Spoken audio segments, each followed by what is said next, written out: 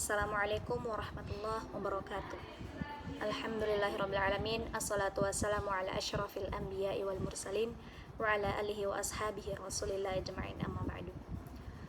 Alhamdulillah, pada kesempatan kali ini saya akan menyampaikan dua buah hadis mengenai larangan menjual buah-buahan sebelum matang.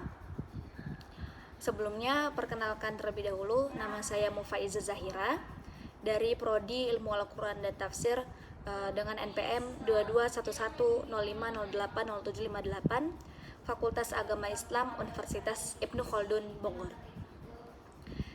Di sini saya akan menyampaikan tadi dua buah hadis itu ya, dan apa maknanya gitu. Ini untuk memenuhi ujian tengah semester mata kuliah hadis ahkam dengan dosen pengampu Ustadz Haji Sofyan Mukhlisin LLB LLM. Baik, bismillah, izinkan saya membacakan hadisnya terlebih dahulu. An Abdullah bin Umar anna Rasulullah sallallahu alaihi wasallam naha an bai'ith thamar hatta yabdu wa salahuma nahal bai' wal mubta'. Yang artinya dari Abdullah bin Umar radhiyallahu anhu bahwa Rasulullah Shallallahu Alaihi Wasallam melarang menjual buah-buahan sebelum tampak kematangannya. Nah, beliau melarang penjual dan beliau juga melarang pembelinya. Hadis riwayat Bukhari dan Muslim. Hadis yang kedua, an Anas bin Malik radhiyallahu anhu anna Rasulullah Shallallahu Alaihi Wasallam naha an bai'ith thamar hatta tuzhi. Faqila lahu wa ma tuzhi? Qala hatta tahmar aw tasfar. Qala ara'aita idza mana'allahu thamarah bima yastahillu ahadukum mala akhihi. Yang artinya dari Anas bin Malik radhiyallahu anhu bahwa Rasulullah sallallahu alaihi wasallam melarang menjual buah-buahan sebelum matang. Kemudian ada yang bertanya, bagaimana kematangannya itu?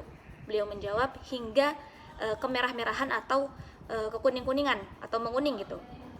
Nah, beliau juga bersabda, apakah pendapatmu sekiranya Allah Subhanahu wa taala melarang buah-buahan karena ulah seseorang di antara kalian yang menghalalkan harta saudaranya? Hadis riwayat Bukhari Muslim.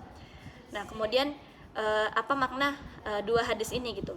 Yang pertama, ini hadis meliputi larangan untuk menjual buah-buahan sebelum matang gitu. Nah, kemudian apa bukti buah itu matang gitu? Nah, bukti kematangan buah ini buah kurma di pohon. Misal ini buah kurma di pohon ya, yang warnanya kekuning-kuningan atau kemerah-merahan, yang juga ada pada sebagian buah-buahan. Nah, kematangan sebagian buah-buahannya ini di pohon itu menunjukkan bahwa kematangan di semua buah di satu lahan untuk jenis yang sama. Kemudian disebutkan juga kemerah-merahan atau kekuning-kuningan pada kurma, sedangkan pada buah lainnya ditandai dengan kelayakannya untuk dimakan, atau bisa juga ditandai dengan kekuning-kuningan atau kemerah-merahan tadi.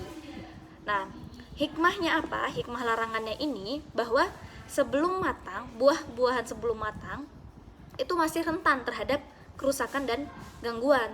Nah, jika buah-buahan yang rusak ini, itu pembeli yang akan menanggungnya. Nah, sehingga tidak ada manfaat terhadap pembeli dan penjual ini dianggap mengambil harta orang lain dengan cara yang batil tadi. Nah, menjual buah-buahan sebelum tampak matang ini juga tidak mendatangkan manfaat gitu ya, karena memang belum bisa dimanfaatkan. Nah, di samping itu, hal ini bisa menimbulkan pemutus hubungan dan perselisihan di antara penjual dan juga pembeli. Kemudian membangkitkan benih-benih permusuhan di antara mereka. Nah, tadi sudah disebutkan juga ya bahwa di sini terkandung pengharaman mengambil harta orang lain secara tidak benar gitu. Meskipun ada sedikit gambaran keriduan dari kedua belah pihak tadi ya gitu.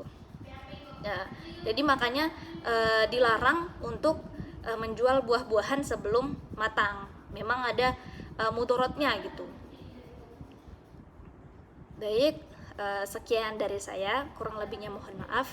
Wassalamualaikum warahmatullahi wabarakatuh.